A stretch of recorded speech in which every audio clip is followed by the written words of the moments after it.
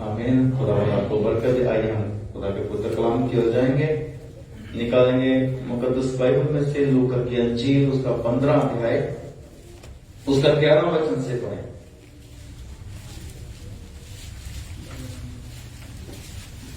फिर उसने कहा, किसी मनुष्य के 2 पुत्र थे।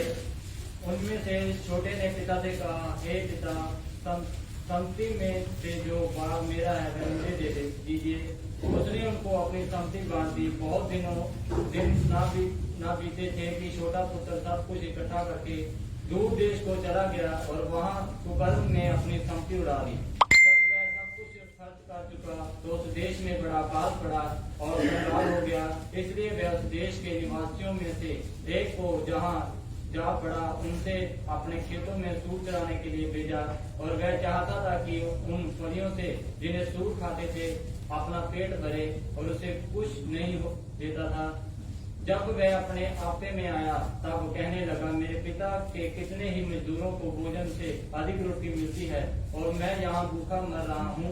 मैं अब उठकर अपने पिता के पास जाऊंगा और उससे कहूंगा कि पिताजी, मैंने स्वर्ग के विरोध में और तेरी दृष्टि में पाप किया है। अब इसे योग्य नहीं रहा कि तेरा पुत्र कहलाऊं। मुझे अपने एक मजदूर के समान रख ले।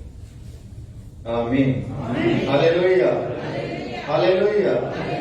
हमने पढ़ा खुदावंद यीशु मसीह एक दृष्टांत दिया, याकूब पुत्र का दृष्टांत। इस बात को गौर से समझ लें। जब भी खुदावंद यीशु मसीह अपनी बात को साबित करते हैं, जब भी खुदावंद यीशु मसीह अपनी बात को साबित करते हैं तो वो कोई ऐसा दृष्टांत नहीं लेते, ऐसी कोई उदाहरण नहीं लेते जो झूठी हो। बस समझ रहे? हालेलुया। कोई भी झूठी बात या कोई भी झूठा दृष्टांत या कोई भी ऐसी स्टोरी लेके खुदावंद यीशु मसीह ने अपनी बात को साबित नहीं किया। लाजर और धनी की जब खुदावंद यीशु मसीह ने स्टोरी को सुनाया था बात को, तो वो सच्ची घटना थी जो खुदावंद यीशु मसीह के आने से पहले हो चुका था। और यहां पर भी हम देखते हैं खुदावंद यीशु मसीह कहते कि फिर उसने कहा, किसी मनुष्य के 2 पुत्र थे। उनमें से छोटे ने पिता से कहा, हे पिता, संपत्ति में से जो भाग मेरा हो वो मुझे दे। उसने उसको अपनी संपत्ति बांट दी। हालेलुया। आपको पता है इजराइल के अंदर जो जेठा पुत्र होता था, उसको जो पिता की सारी संपत्ति होती थी उसको 2 भाग किया जाता था, और एक जो भाग था वो जेठे पुत्र को अकेले को मिलता था, जो पहलौठा जिसको कहा गया है, जो पहला पुत्र। और बाकी की जितनी संपत्ति होती थी वो बाकी चाहे 10 बेटे हों चाहे 10 बेटियां हों, बाकी उन सब में बांट दी जाती थी। इसलिए जो पहलौठा होना, जो पहला होना, ये बहुत ही बड़े आदर की बात थी। Hallelujah, hallelujah, hallelujah. खुदा ने जो पहला बच्चा है उसको बहुत ज्यादा आदर दिया, सम्मान दिया है, इसलिए उसका आधा भाग उसका होता था। तो यहां पर हम देखते हैं कि 2 पुत्र हैं और पिता से कहता है छोटा वाला कि मेरी संपत्ति जो है, जो मेरा बनता है वो मुझे दे दे। और पिता ने ऐसा ही किया, उसको दे दिया। हो सकता है पिता देना ना चाहता हो, पिता देना ना चाहता हो, लेकिन ना चाहते हुए भी पिता को ऐसा करना पड़ा। क्योंकि जब भी हम देखते हैं, हमारे भी बच्चे हैं, आपके भी बेटे बेटियां हैं, और बच्चे जो होते हैं, बच्चों को हम अच्छे तरीके से समझते हैं कि कौन बेटा या बेटी कितनी समझ रखता है, कितना वो लायक है या कितना नालायक है। अगर उसके हाथ में कुछ दे दिया जाए तो उसका क्या करेगा? संभाल के रखेगा या खर्च कर देगा या फिर उड़ा देगा या फिर उससे वो कुछ ऐसा करेगा कि सही तरीके पर उसे लगाए। आपको पता होना चाहिए, इजराइल में जब बच्चों की परवरिश करते हैं, अगर वो 10 रुपए, वहां पर जो भी चलता है, अगर वो 10 रुपए अपने बच्चों को देते हैं तो उसके साथ शिक्षा देते हैं। बहुत सारे घराने ऐसे हैं, वो कहता है कि ये 10 ले, इसमें से 10वां हिस्सा भवन में दे दे, 1 हिस्सा गरीबों को दे दे, और इसमें से थोड़ा तुमने खर्च करना है, थोड़ा तुमने सेविंग करना है। शुरू से बचपन से बच्चों को तालीम देना शुरू कर देते हैं, सेविंग कैसे करनी है, खर्च कितना करना है, भवन में कितना देना है, क्या करना है। शुरू से बच्चों को आदत पड़ जाती है। एक हम बच्चों को 10 रुपए देते हैं और 10 खर्च कर देते हैं, 50 देते हैं 50 खर्च कर देंगे, क्योंकि हम उनको आदत नहीं डालते क्या करना है, कैसे इसको खर्च करना है। शुरू से बच्चों को आदत डालते हैं, शुरू से अच्छी आदतें डालते हैं अपने बच्चों को। यहां पर पिता जानता था कि जो संपत्ति मांग रहा है वो पैसों का क्या करेगा, लेकिन उसके झगड़ालूपन की वजह से कि वो झगड़ा करेगा, वो मेरे साथ झगड़ा करेगा, अपने भाई के साथ झगड़ा करेगा, पिता ने संपत्ति को बांट दिया। उसने कहा ठीक है, ले जो तेरा है लेके चला जा। और परमेश्वर का पुत्र वचन कहता है उसने उनको अपनी संपत्ति बांट दी, क्योंकि वो अधिकारी था। Hallelujah, hallelujah. हमको खुदा ने बनाया और खुदा ने अपने स्वरूप पर हमें बनाया है। खुदा ने अपनी शक्ल और स्वरूप पे हमें बनाया। खुदा ने हमें अधिकारी करके बनाया। खुदा ने जब आदम को सृजा, जब आदम की रचना की, तो आदम को खुदा ने कहा क्या आशीष दी, मनुष्य जो है, इंसान जो है, वो सारी मछलियों के ऊपर, सारे जानवरों के ऊपर, सारे पंछियों के ऊपर, पृथ्वी के हर एक घास, हर एक पौधे के ऊपर, वर्ण सारी पृथ्वी के ऊपर अधिकार रखे, अधिकारी बनाया। Hallelujah, hallelujah. अधिकारी करके बनाया, बल्कि इतना ही नहीं कि पृथ्वी का अधिकारी करके बनाया, खुदा ने अपनी सारी जो उसकी रूहानी बरकतें हैं, आशीषें हैं, उसका भी अधिकारी बनाया। जो खुदा के ऊपर जलाल था वो भी आदम के ऊपर और हवा के ऊपर रहता था। हालेलुया, वो भी उनके ऊपर ठहरा रहता था, वो अभिषेक भी उनके ऊपर रहता था हमेशा, वो रोशनी भी उनके ऊपर हमेशा रहती थी। इसलिए खुदा ने इंसान को अधिकारी बनाया।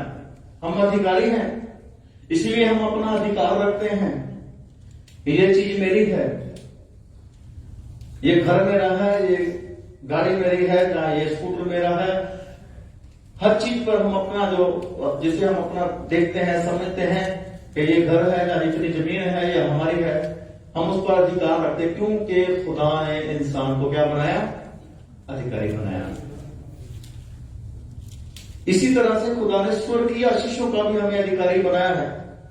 खुदा का पवित्र कलाम कहता है जिसने पुत्र को दे दिया उसने कुछ भी रख नहीं छोड़ा है, उसने सब कुछ तुम्हें दे दिया है। हम भी पिता से मांगते हैं, बहुत कुछ मांगते हैं, अक्सर मिल जाता, अक्सर नहीं मिलता, क्योंकि पिता जानता है कि मिलने के बाद ये कहां पर खर्च करेगा, मिल जाएगा तो कहां पर खर्च करेगा। हमारे मन को, हमारे गुर्दों को, हमारे दिलों को हमारा प्रभु जानता है और जांचता है।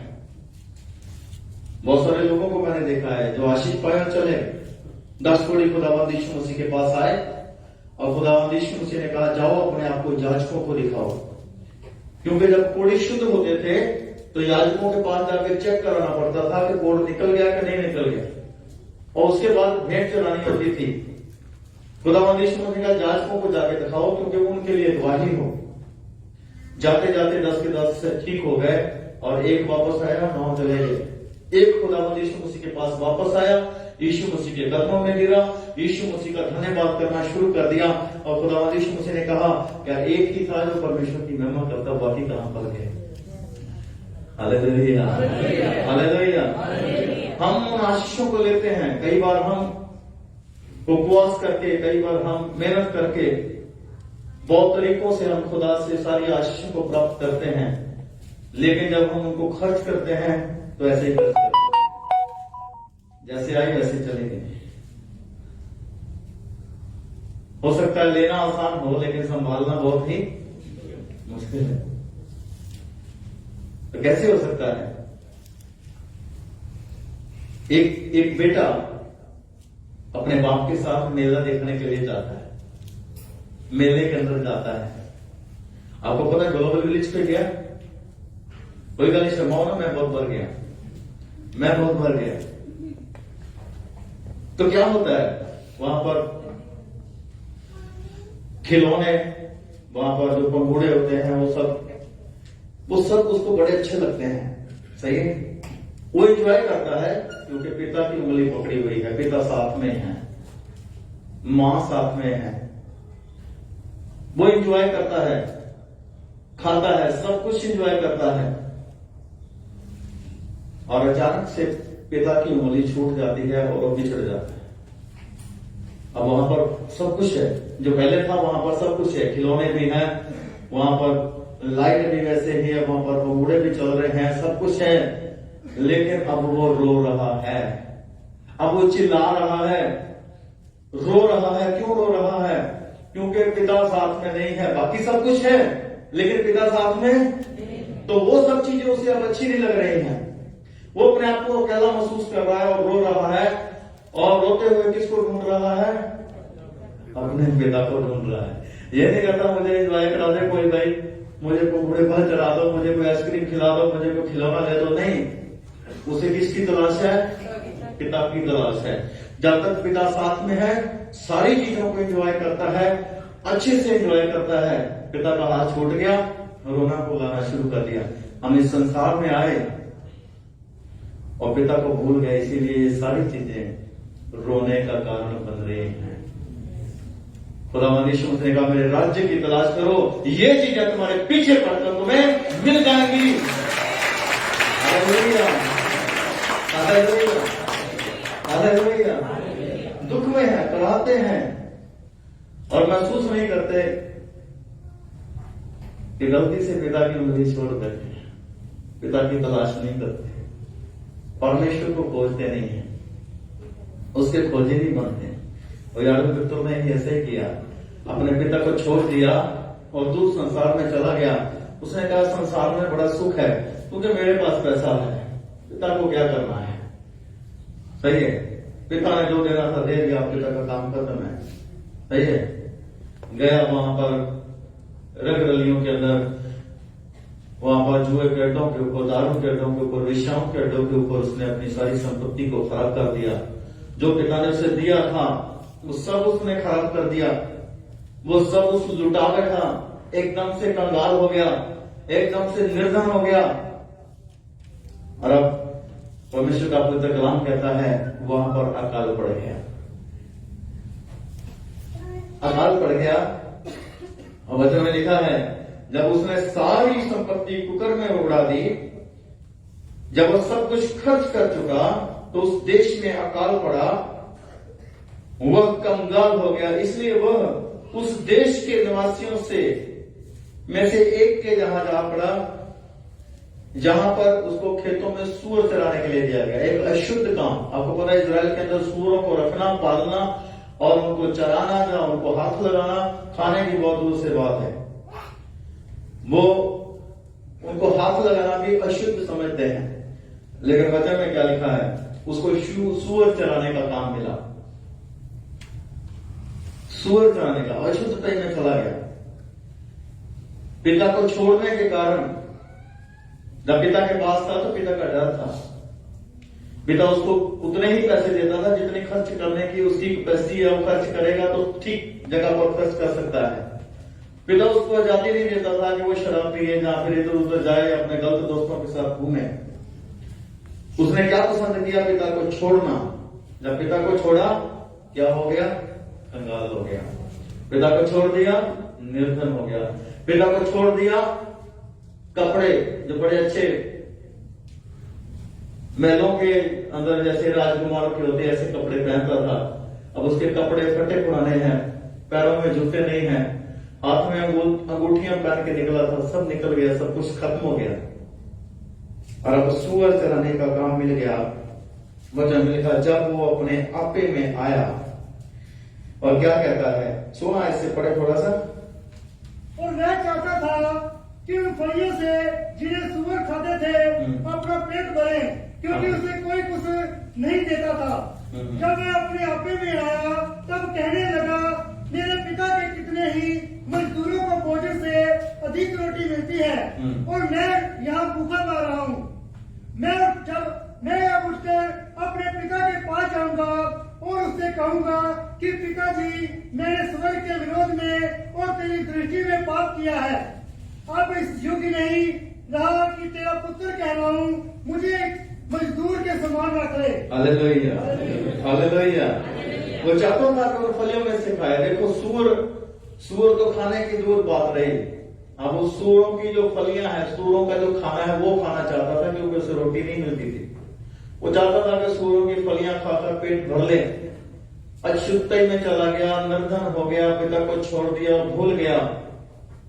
अक्सर ऐसा ही होता है, इंसान जब अपने परमेश्वर को भूल जाता है, जब वो अपने आपे से बाहर हो जाता है, जब अपने पिता को त्याग देता है, जब परमेश्वर का त्याग कर देता है बंदा, हो सकता है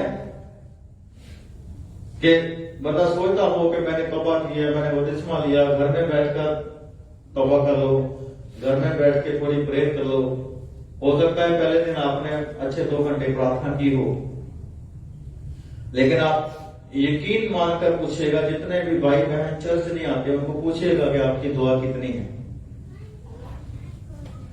पूछिएगा कि आप कितना दुआ करते हैं, कितना बाइबल पढ़ते हैं, कितना परमेश्वर के साथ लगाव है, कि कितना आप भाई बहनों को फोन करते हैं, विजिट करते हैं, या कितना आप किसी को मिलते हैं, कितने चाह रखते हैं कि मेरा कोई मसीह भाई या बहन मेरे साथ मिलने के लिए आया, मैं वक्त निकालकर उससे मिलूं। पूछिएगा, जो घरों में बैठे हैं उनसे पूछिएगा। बहुत अच्छी बात है हम ऑनलाइन परमेश्वर का पवित्र कलाम सुने, और जो पूरा सुनते हैं परमेश्वर का धन्यवाद है। लेकिन बहुत सारे फॉर्मेलिटीज, हमें ऑनलाइन हुए, मैसेज किया, वीडियो चल रही है, अपने काम भी कर रहे हैं, हमको नहीं पता क्या बोला गया, क्या हुआ, क्या उन्होंने किया है, कुछ नहीं पता होता। थोड़े समय बाद ऑफलाइन हो जाओ, कोई बात नहीं, पासी को पता है, जो भाई कैमरा चला रहे हैं उनको पता है कि मैंने मैसेज कर दिया है, मैं ऑनलाइन हूं। ठीक है, मतलब क्या है, परमेश्वर से हम किस बात के लिए मिलते हैं। ये संसार आपको अच्छा लगेगा, ये संसार में आप एंजॉय करोगे, इस संसार के अंदर आप सब कुछ एंजॉय करोगे, लेकिन जब तक परमेश्वर के साथ आप बंधे हुए हैं, जब तक आपने परमेश्वर की उंगली पकड़ी हुई है, तब तक आपको सारी चीजें अच्छी लगेंगी। और जब इंसान अपने कर्ता को भूल जाता है, जब अपने सृजनहार को भूल जाता है, तो ये सारी चीजें जो है तो सारी वही चीजें, वही भाई, वही बहन, वही माँ, वही बाप, वही बच्चे, वही सब कुछ है, लेकिन वो अकेलापन फिर नहीं जाता। बंदा सोचता है ऐसा जीवन क्या करना है। हाँ जी, बहुत सारे लोग मरने की सोचते हैं, मर जाना अच्छा है। किस लिए ये विचार आते हैं? शैतान आता है, वो कहता तुझे परमेश्वर ने छोड़ दिया, अब तेरा मर जाना सही है, अब तेरे पास क्या रह गया है, तूने इतने गुनाह कर लिए हैं तो खुदा तुझे माफी नहीं करेगा। ऐसा कहां पर लिखा है? यीशु मसीह ने कहा मैं पापियों को बचाने के लिए आया। Hallelujah, hallelujah. मैं धर्मियों के लिए नहीं आया, मैं पापियों को बचाने के लिए, उनका उद्धार करने के लिए आया हूं। और वो चाहता था कि फलियों में से खाए। और वचन ने कहा जब वो अपने आपे में आया, उसको याद आया मेरा तो पिता बहुत धनी है, मेरे पिता के तो जो नौकर हैं वो इतना खाकर भी उनके पास बचा रहता है, वो पेट भरकर खाते हैं, और मैं यहाँ पर भूखा मर रहा हूं, जबकि मेरा पिता तो बहुत धनी है, बहुत अमीर है। मैंने देखा है बहुत सारे लोगों को, जब बंदा सौल ने जब गलतियां की, सौल ने जब गुनाह किए, तो परमेश्वर ने बात करनी छोड़ दी, और जब खुदा ने बात करनी छोड़ दी तो उसने भूत सिद्धि करने वाले का सहारा लिया। तौबा नहीं की, माफी नहीं मांगी अपने पिता से, घुटनों के बल नहीं आया, भूत सिद्धि करने वाले के पास चले गए और उसने गलतियां की। जब एक बार बंदा डिसीजन गलत ले लेता है तो बार बार डिसीजन गलत लेता है। बहुत सारे लोग मैंने देखे हैं, बहुत सारे खादम भी देखे हैं। मैंने पहले कई बार कहा कि एक खादम को मैं जानता हूं जिन्होंने अपने विश्वास से भटक गए। आप इस बात को जान लीजिए, खुदावंद यीशु मसीह वाहद परमेश्वर है, क्योंकि वचन में लिखा है कि स्वर्ग के नीचे मनुष्यों के बीच में दूसरा कोई नाम नहीं दिया गया, एक ही नाम है मसीह यीशु, हालेलुया, जिसके द्वारा हमारा उद्धार हुआ है, जिसके द्वारा हमने मुक्ति पाई है, जिनके द्वारा हमने माफी पाई है, जिनके लहू बहाने से हमारे पाप क्षमा हुए हैं, जिनके मारे जाने से हमने जीवन पाया है। वो खुदावंद यीशु मसीह जब जो जी उठे तो हम भी उनके द्वारा जी उठे हैं। आमीन, हालेलुया। अब अपने आप में आया और उठकर अपने पिता के पास जाने की सोचा और कहता जब मैं पिता के पास पहुंच जाऊंगा तो मैं क्या कहूंगा, पिता अब मैं तेरा पुत्र कहलाने के योग्य नहीं रहा, मुझे नौकर ही रख ले। कई बार हम देखते हैं किसी भाई बहन को, भाई ये तो बहुत प्रेयर करता है, ये तो चर्च लगातार जाता है, ये तो प्रचार भी बहुत करता है ना। कई बार बहुत सारे भाई बहन अपने मन में विचार करते हैं, मुझसे प्रार्थना नहीं होती, मुझसे ये नहीं होता। अपने मन में सोचते हैं प्रभु को कहेंगे प्रभु मुझे स्वर्ग में सफाई करने वाले रख लेना। ईमानदारी से बताइए कितनों ने सोचा होगा? कई बार सोचते होगा, प्रभु से कहेंगे मुझे सफाई करने वाले रख लेना। हाँ जी, मन में विचार सोचते हैं बंदे, प्रभु किसी की एड़ी पकड़ के मैं चला जाऊंगा, हाँ जी मुझे रख लेना। मतलब लिखा ये अपने आपे में आया। कौन से आपे में? इसने इसे पता कि मेरा पिता धनी है, मेरा पिता जिसके पास बहुत तायत से सारी बरकतें हैं, जिसके बहुत तायत के पास बहुत नौकर हैं और उनके पास खाकर भी बहुत बच जाता है। उसने ये नहीं सोचा, वो नौकरों की तरफ देख रहा है, नौकरों के पास खाने के बाद बहुत बचा रहता है। मतलब के पिता इतना धनी है, उसके यहाँ नौकर भी अमीर है। Hallelujah, hallelujah, hallelujah. खुदावंद यीशु ने कहा मूसा तो जो है वो तो परमेश्वर के घर के अंदर नौकर के समान था, लेकिन मसीह यीशु परमेश्वर का पुत्र है। आमीन, हालेलुया, हालेलुया। तो आपको कहां पर लिखा भाई आप नौकर के समान है? किसी को कहा परमेश्वर ने? कहा जितनों ने मसीह यीशु के नाम को ग्रहण किया सबको परमेश्वर के पुत्र होने का हक दिया है। आमीन, हालेलुया, हालेलुया। तो अपने आप में आया तो वचन में लिखा है जब उठकर अपने पिता के पास चला और अभी दूर ही था कि उसके पिता ने उसे देखकर तरस खाया और दौड़कर उसे गले से लगाया और बहुत चूमा। देखो पुत्र को कब याद आई? जब सब कुछ लुट गया, जब सब कुछ बर्बाद हो गया, फिर उसको अपने पिता की याद आई, क्योंकि उसके पास अब बचे ही कुछ नहीं था। लेकिन पिता ने ऐसा किया? नहीं। पिता रोज वहां पर बैठता और रोज इंतजार करता, रोज बैठता, रोज इंतजार करता कि कब मेरा बेटा आएगा, कब मेरा पुत्र आएगा। क्योंकि उसे पता था कि पुत्र ने एक दिन आना ही है, कोई इस योग्य नहीं है, उसको एक दिन आना ही पड़ेगा। पिता जानता था, इसलिए पिता रोज इंतजार करता है। और जिस दिन पुत्र आ गया तो जिससे गया था वैसा नहीं था। हो सकता है घोड़े की सवारी पर गया हो, हाथों में अंगूठियां, उंगलियों में अंगूठियां, अच्छा ठाठ वाला वस्त्र और पैरों में जूतियां और बड़ी ठाठ से घर से निकला होगा। लोग सोचते होंगे कि पैसा पिता से लेके निकला, कोई बिजनेस करेगा, अच्छा कोई बन जाएगा उसका, है लोगों ने सलाह दी होगी। लेकिन जब कंगाल होके आया, हो सकता है लोगों ने ना पहचाना हो, लेकिन पिता ने पहचान दिया। Hallelujah, hallelujah. खुदावंद यीशु मसीह ने कहा, हे पिता जितने तुमने मुझे दिए हैं उनमें से मैं एक को भी खोऊंगा नहीं, एक को भी त्यागूंगा नहीं। हमारा परमेश्वर हमें नहीं त्यागता, हमारा प्रभु हमें त्यागता नहीं है। वो हमारी तरह तलाश करता है, वो हर दिन सोचता है कि कब मेरा बेटा, कब मेरी बेटी आएगी। आज जो तौबा नहीं करते, आज जो प्रभु को अपना जीवन नहीं देते हैं, उस बात को सुन लें, क्योंकि परमेश्वर जो है खुदावंद यीशु मसीह उनके लिए आज भी क्रूस पर हैं। आज भी उन्होंने परमेश्वर को क्रूस के ऊपर रखा हुआ है, खुदावंद यीशु मसीह को। और खुदावंद यीशु मसीह कहते हैं, आज खुदावंद यीशु मसीह कहते हैं, वो कहते हैं जिस दिन मैं क्रूस में से निकल उतर आऊंगा तब आपके लिए चांस नहीं होगा, तब वापस आने का चांस नहीं होगा।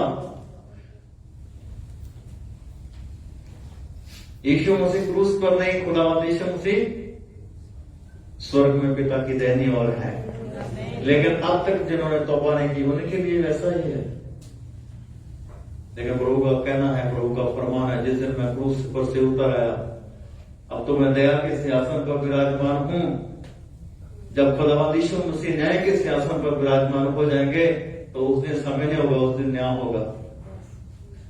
पुत्र को जब अपने आपे में आया तो पिता ने देखा और पिता ने दौड़कर गले से लगाया। वचन लिखा है, बहुत चूमा, बहुत प्यार किया कि मेरा पुत्र वापस आया है। उसने कहा, पुत्र ने उससे कहा, पिताजी मैंने स्वर्ग के विरोध में और तेरी दृष्टि में पाप किया है। हालेलुया। किसकी दृष्टि में पाप किया? स्वर्ग के विरोध में और पिता के विरोध में। और माफी किससे मांगना होता है? दोनों से। हालेलुया। जब भी आप किसी से झगड़ा करते हैं या आप किसी से गुस्सा होते हैं, जब आप किसी के विरोध में कोई बात करते हैं तो हम जाते हैं, हम माफी मांग लेते हैं, दूसरे से मेल मिलाप कर लेते हैं। लेकिन यहां पर पुत्र क्या कहता है? पिताजी मैंने तेरी दृष्टि में और खुदा की दृष्टि में क्या किया है? तो माफी किससे मांगता हूं? तुझसे भी मांगता हूं और खुदा से भी। हालेलुया। हालेलुया। हमारा मेल मिलाप कर लेना आपस में इतना बहुत नहीं है। जिसने आज्ञा दी है कि गाली ना निकाल, तू हत्या ना कर, तू झूठ ना बोल, उसके विरोध में हम पाप पहले करते हैं, बाद में किसी व्यक्ति के विरोध में करते हैं। इसलिए पहले उससे माफी मांगना, फिर उस व्यक्ति से माफी मांगना जिसके साथ हमारा कोई झगड़ा है, ना कोई भी हमारा किसी भी तरह का कोई नाराजगी है। दोनों से माफी मांगना जरूरी है और दोनों के साथ मेल मिलाप हो जाता है। हालेलुया। हालेलुया। परंतु पिता ने अपने दासों से कहा, झट से अच्छा वस्त्र निकाल कर उसे पहनाओ और उसके हाथ में अंगूठी और पांव में जूतियां पहनाओ और पला हुआ बछड़ा लाकर मारो ताकि हम खाएं और आनंद मनाएं। आमीन। हालेलुया। हालेलुया। यहां पर आज्ञा देखो कैसे निकली है। झट से कैसा वस्त्र लेके आओ? हाँ जी, बोलो बोलो, कोई गाली सही बोल रहे थे। वजह में लिखा अच्छे से अच्छा। हालेलुया। हालेलुया। अच्छे से अच्छा वस्त्र लेकर आओ और इसे पहनाओ। केवल अच्छा नहीं, अच्छे से अच्छा, ताकि ये जान ले कि पिता पहले के समान तुझसे प्यार करता है। आमीन। हालेलुया। हालेलुया। जूतियां पहनाओ मतलब क्या? अधिकार दो। अंगूठी पहनाओ मतलब क्या है? पहले के समान इसे क्या बना लो? अधिकारी। नौकरों में नहीं रखा, नौकरों में नहीं रखा, अधिकारी बना दिया। इसलिए आप जान लें कि आप अधिकारी हैं, पिता नौकरों में नहीं रखेगा, केवल वापस आने की जरूरत है। हालेलुया। हालेलुया। हालेलुया। हो सकता है हम कारोबार की वजह से, जॉब की वजह से, बीमारी की वजह से, किसी न किसी प्रॉब्लम की वजह से हम आज तंग हो, नाराज हो, गुस्से में हो सकता है हमारा दिल जो है परेशान हो, मन के ऊपर बोझ हो, कई तरह के बोझ लिए हुए घूम रहे हों। ये उसी तरह से है जैसे उस बच्चे ने अपने पिता की उंगली छोड़ दी और मेले में गुम हो गया। अब इस बात को जान ले, जब तक आप इस हालत में हैं तो फिर गुम हुए बच्चे के समान है, या फिर उजाड़ू पुत्र के समान है जो पिता से सब कुछ लेकर निकला और सब कुछ अपना खराब कर दिया, तो सारी आत्मिक आशीषों को अपने से दूर कर लिया और पिता से दूर है और शांति ढूंढ रहा है। अगर शांति लेना है, अगर मन का आनंद लेना है, अगर इन सारी संसारिक चीजों को भी हमने एंजॉय करना है, तो फिर पिता की उंगली तो पकड़नी पड़ेगी। पिता के पास तो लौटना ही होगा। परमेश्वर का पवित्र कलाम कहता है, मन फिराओ और लौट आओ ताकि तुम्हारे पाप मिटाए जाए और परमेश्वर के हजूर से सुख के दिन आए।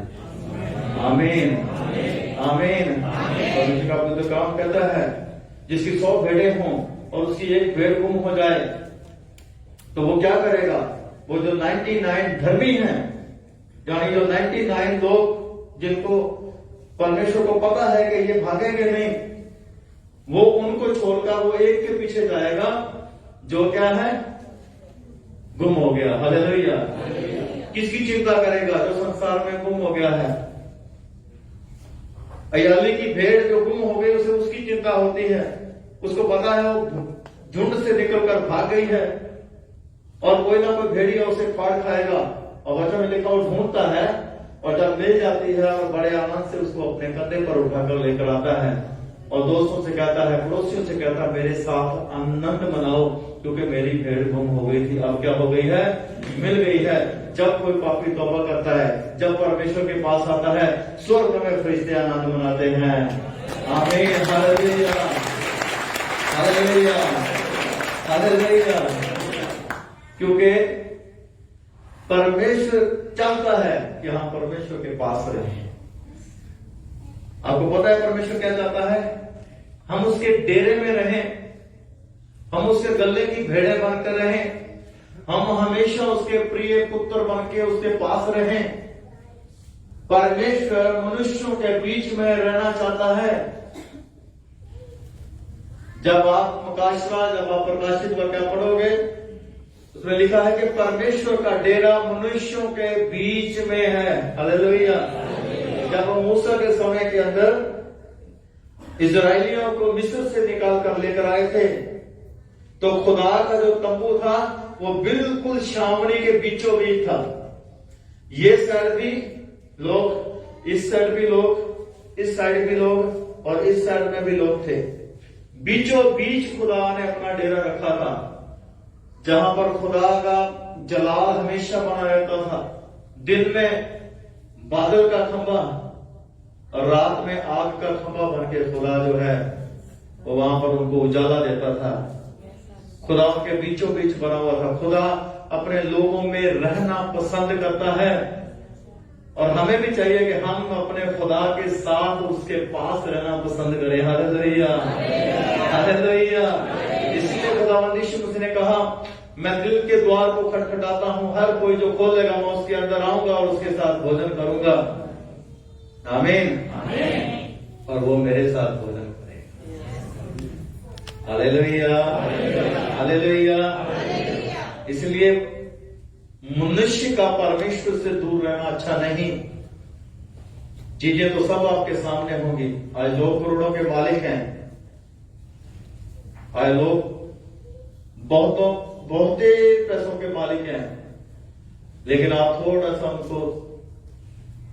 उनको छेड़ कर देखें कि उनकी हालत क्या है। मैंने एक इंटरव्यू सुना लता मंगेशकर का। कितने लोग जानते लता मंगेशकर को?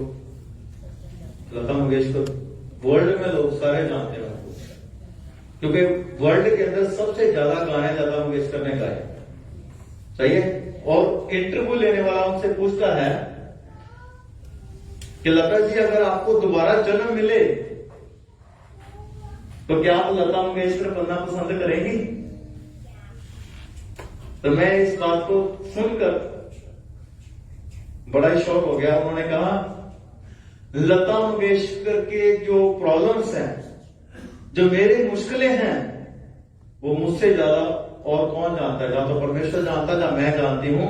अगर मुझे दोबारा जन्म मिल भी जाए तो मैं लता मंगेशकर बनना पसंद नहीं करूंगी, मैं एक आम लड़की बनना पसंद करूंगी। और हमारे ध्यान में तो लता मंगेशकर तो सब चाहेंगे कि मैं लता मंगेशकर बन जाऊं, क्योंकि इतना नाम, इतनी शोहरत, लेकिन वो कहते मुझे नहीं बनना। बात समझ रहे हैं? Hallelujah, hallelujah. बड़े बड़े लोग भी अपने जीवन में अकेलापन महसूस करते हैं, लेकिन वो लोग जो खुदा में बने रहते हैं वो हमेशा आनंदित रहते हैं, क्योंकि खुदा हमेशा साथ में है। हालेलुया। बातें मुझे होकर करूं तब भी वो मेरे साथ है। मैं किसी चीज से ना डरूंगा, मौत से नहीं डरूंगा, शैतान से नहीं डरूंगा, और मैं अपने दुश्मनों से नहीं डरूंगा। दाऊद जितनी लड़ाइयां लड़ा वो जीत गया, क्योंकि परमेश्वर के लिए लड़ा। हम जब परमेश्वर की लड़ाई लड़ते हैं तो जीत आपकी है। अगर आप अपनी लड़ाई लड़ेंगे परमेश्वर को छोड़कर तो फिर कुछ कहा नहीं जा सकता। Hallelujah, hallelujah. जब हम परमेश्वर के हिसाब से जीवन में ढल जाते हैं तो सारे आनंद को लेते हैं, सारे आनंद।